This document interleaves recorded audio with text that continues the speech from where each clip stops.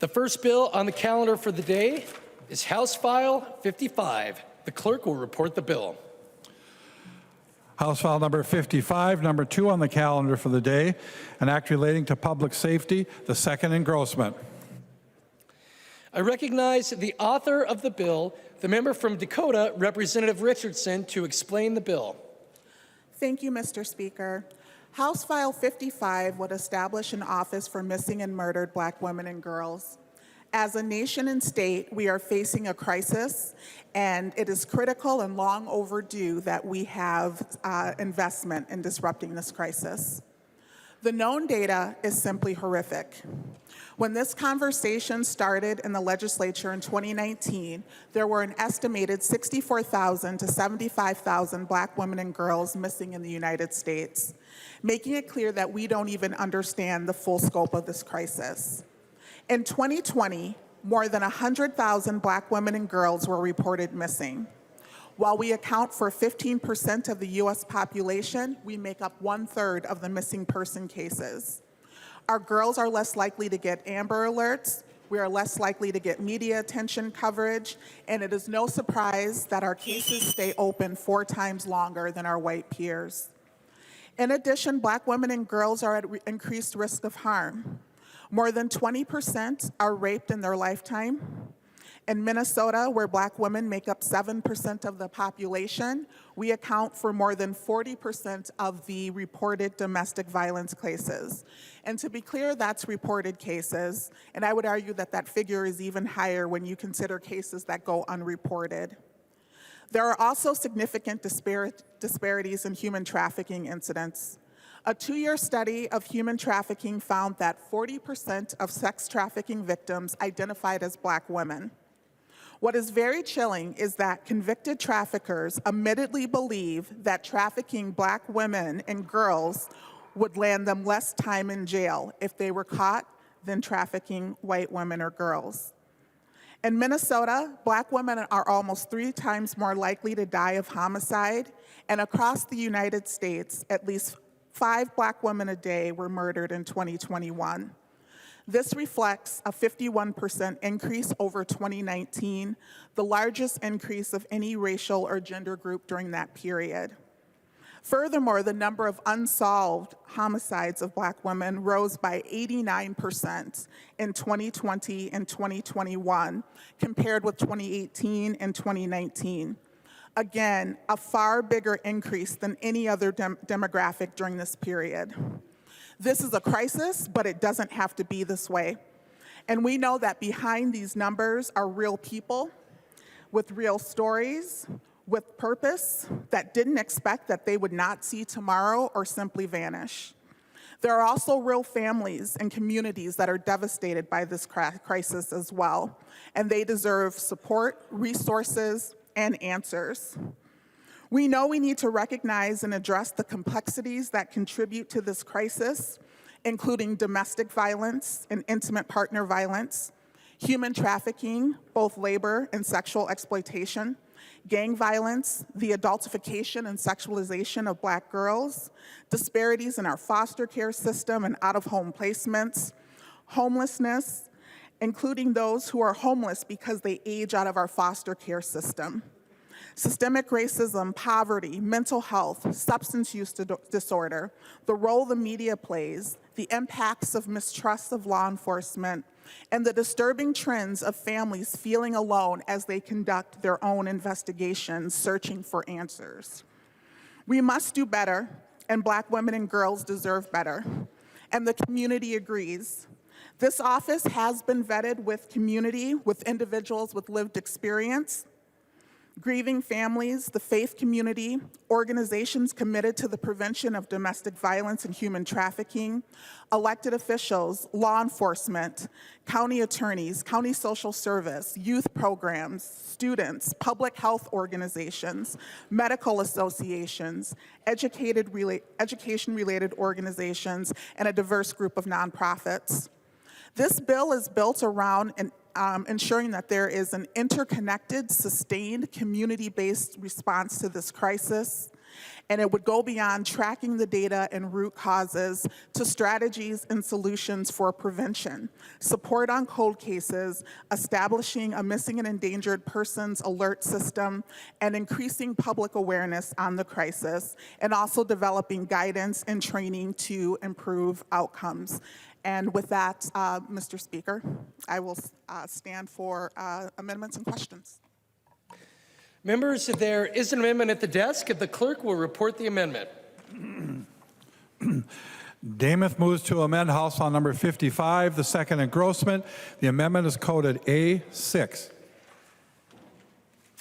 I recognize the author of the amendment, the member from Stearns, the minority leader, Representative Damath, to explain the A6 amendment. Thank you, Mr. Speaker. And members, I had the privilege of serving on this task force.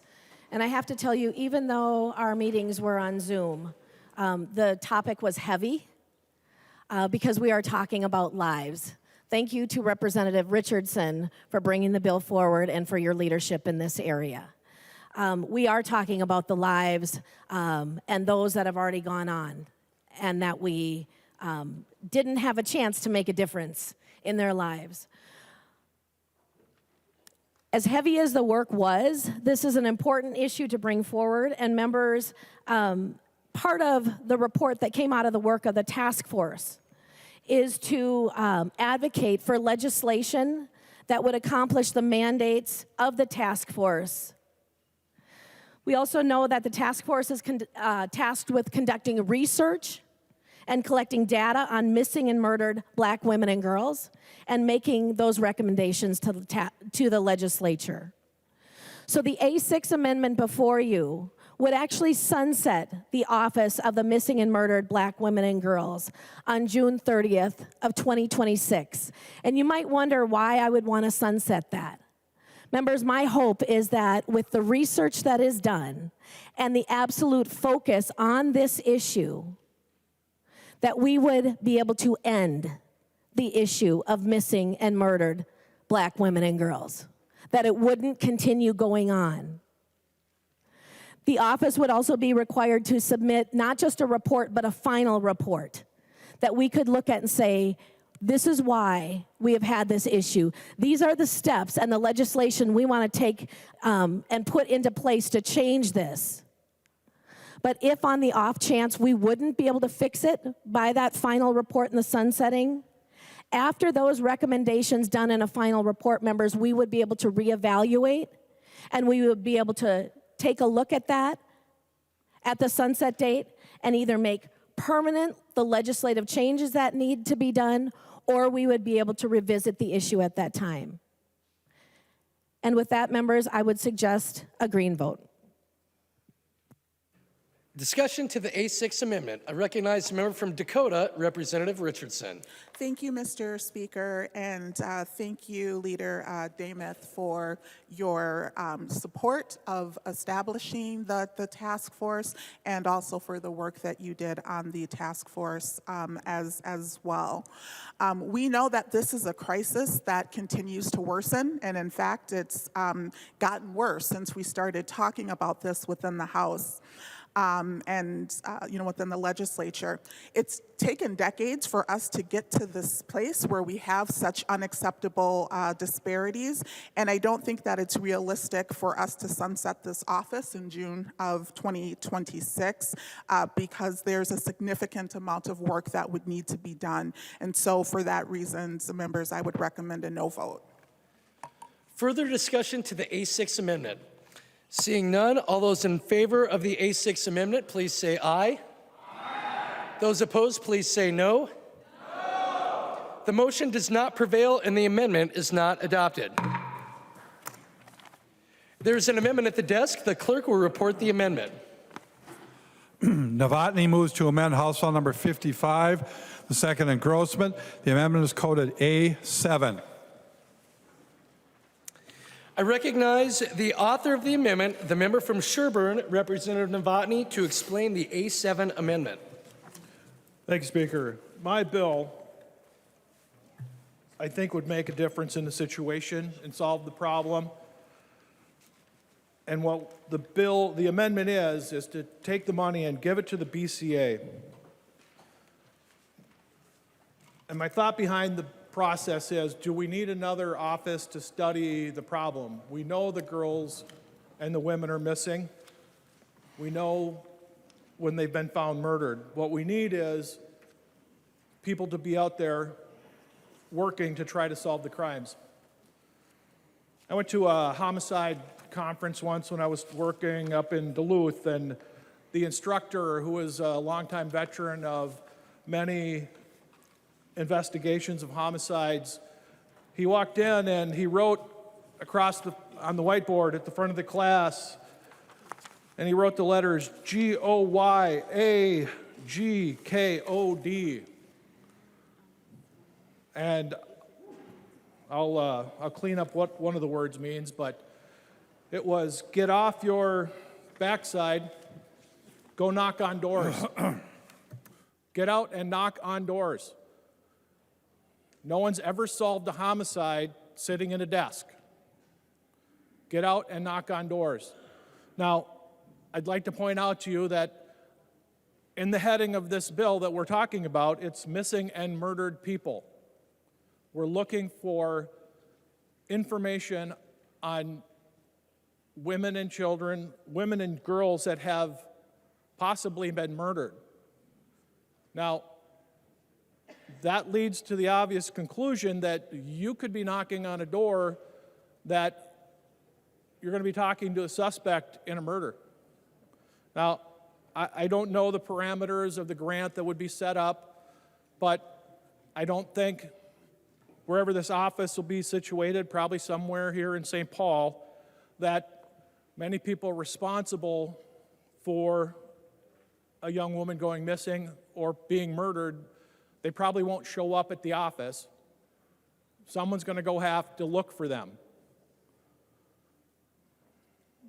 If we do it with a local agency, we know that these people move, the traffickers, especially the sex traffickers, will recruit runaways, and they will take them in different areas, different counties, move throughout the state.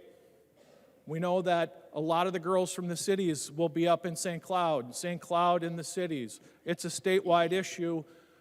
By moving this money to the investigating part of the BCA, by my numbers, based on other things that we've done, they should be able to hire approximately 8 agents that would be able to respond and investigate these crimes statewide. I base this on some of the investigations I did of missing people. When a runaway would come down here to the cities, a lot of times they don't have cell service, so they would have to use a public Wi-Fi, a McDonald's, something like that. And the one case I was on, specifically, we knew when she would get on a bus and when she would move around late at night. Someone from this office that we're proposing isn't going to be able to go look for her. We're going to need dedicated people that can put in the work to sit on that bus shelter, to sit on that Wi-Fi, to pick her up, get her out of whatever situation she may or may not be in, and hopefully save her from becoming a trafficking victim. I think it's the best spending of the money and the best result we could have for these women and girls that are missing or murdered is to spend this money in the field where it'll actually get a result. I ask for a green vote. Further discussion to the A7 amendment. I recognize the member from Dakota, Representative Richardson.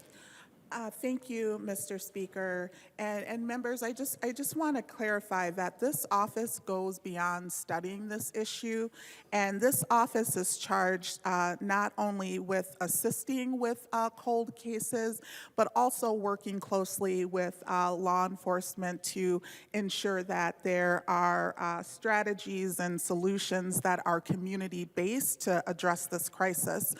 We know right now that cases involving Black women and girls stay open 4 times longer than cases involving their white peers. And I think it's important to note that this amendment also disregards what families and communities have been crying out for. I would also note that this office comes with support not only from survivors and family members, but law enforcement, counties, public health organizations, medical associations, youth-serving organizations, because we recognize that if we are truly going to address this issue, it's everyone's issue and it's everyone's concern. And so with that, I would recommend a no vote on this amendment. Further discussion to the A7 amendment. I recognize the author of the amendment, the member from Sherburne, Representative Novotny. Thank you, Speaker Wogeman, and thank you, Representative Richardson. I agree. It is a crisis.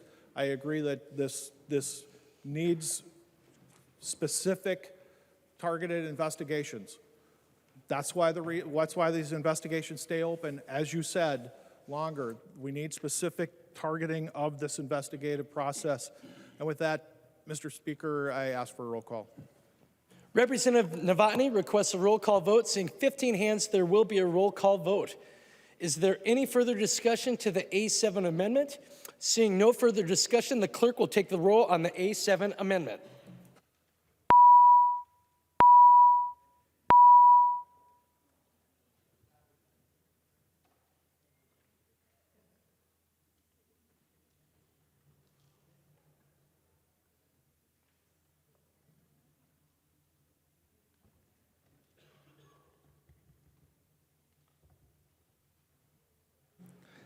The clerk will close the roll.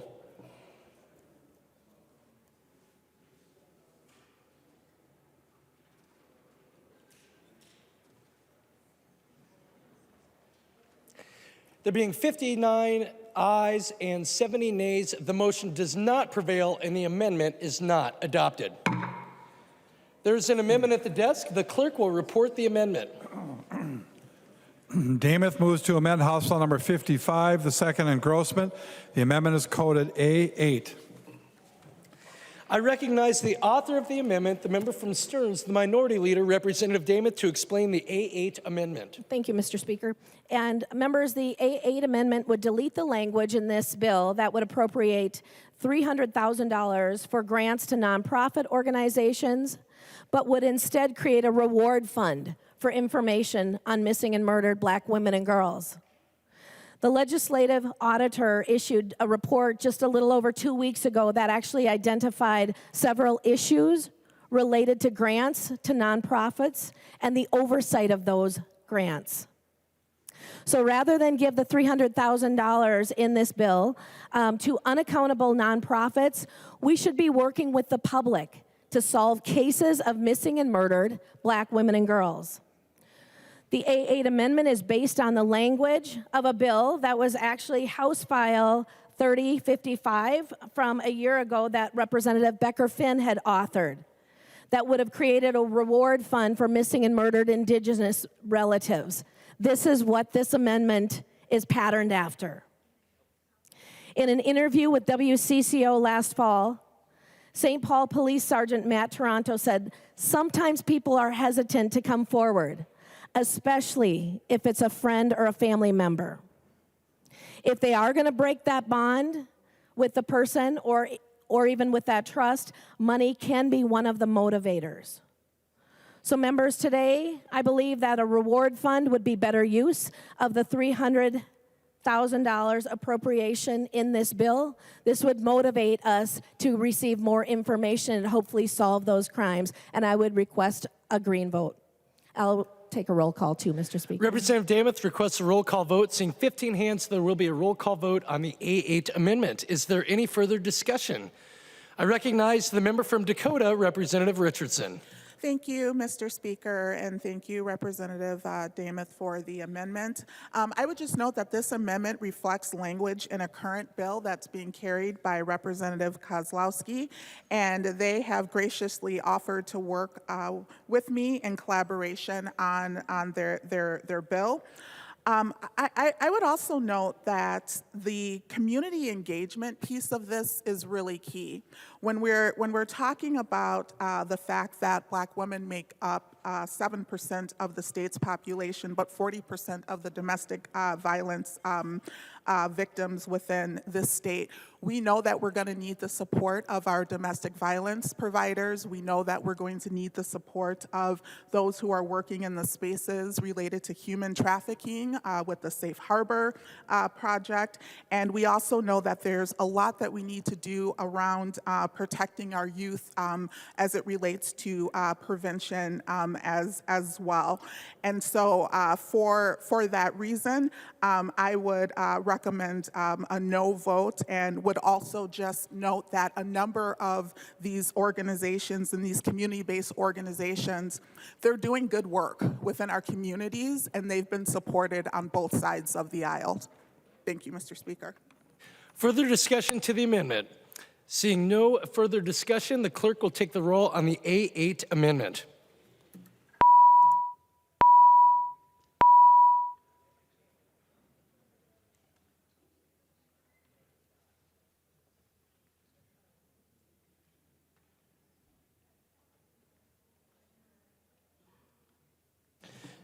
The clerk will close the roll.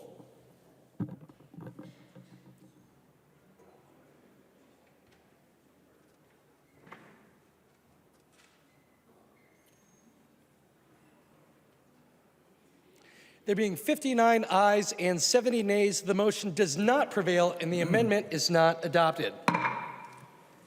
There are no further amendments at the desk. The clerk will give the bill its third reading. Third reading, House File Number 55. Third reading. Discussion to House File 55. I recognize the author of the bill, the member from Dakota, Representative Richardson. Thank you, Mr. Speaker, and thank you, members, for today's debate on House File 55. I just want to be clear as I'm wrapping this up. This office is not about asking for more attention. It's about getting the same attention, and it's about having our lives honored in the same ways. We matter, and we deserve the same energy and coverage in our cases.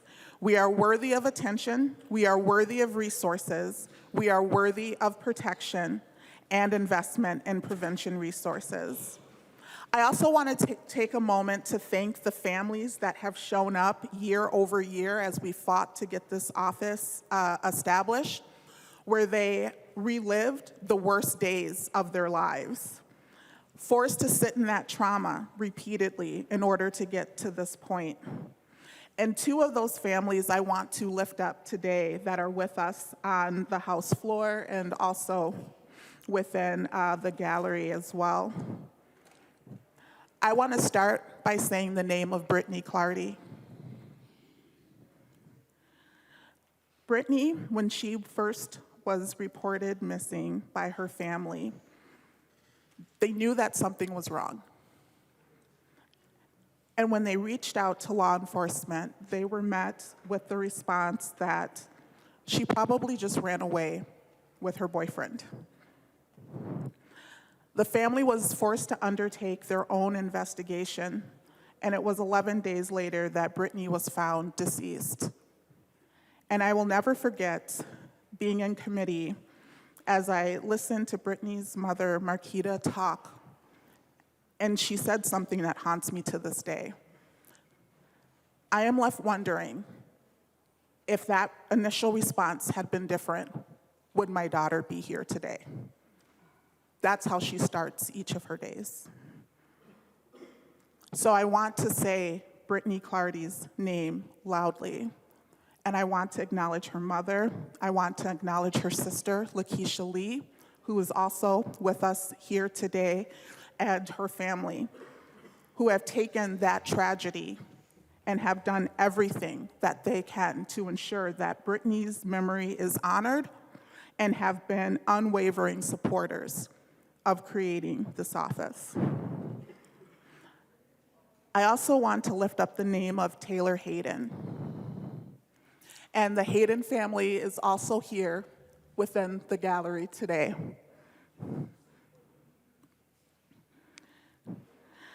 Taylor was taken much too soon.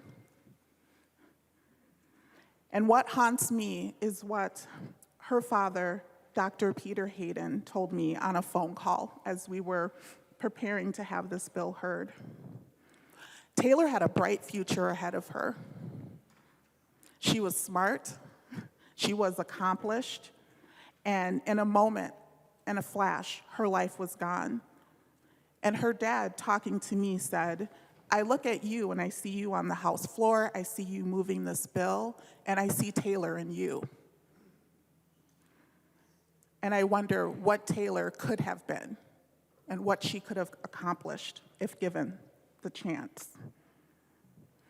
So with that, I also want to take this opportunity to thank the task force participants, the advisory council members, all of the individuals who came forward and shared their stories, all of the groups that have contributed.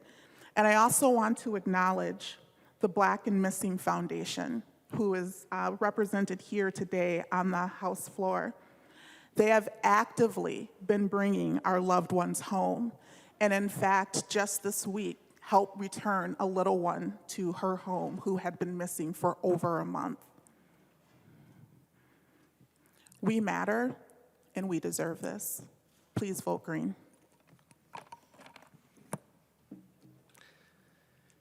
There being no further discussion, the clerk will take the roll.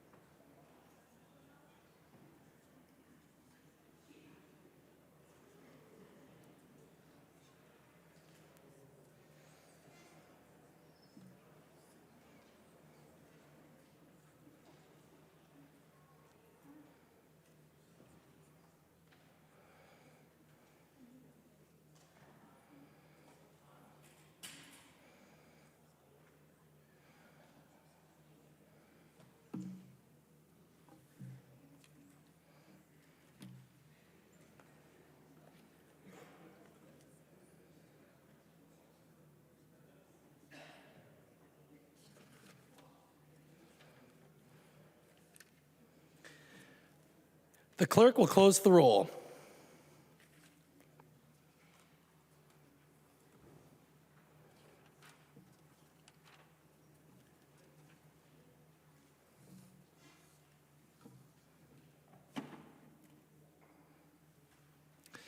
There being 110 ayes and 19 nays, the bill is passed and its title agreed to.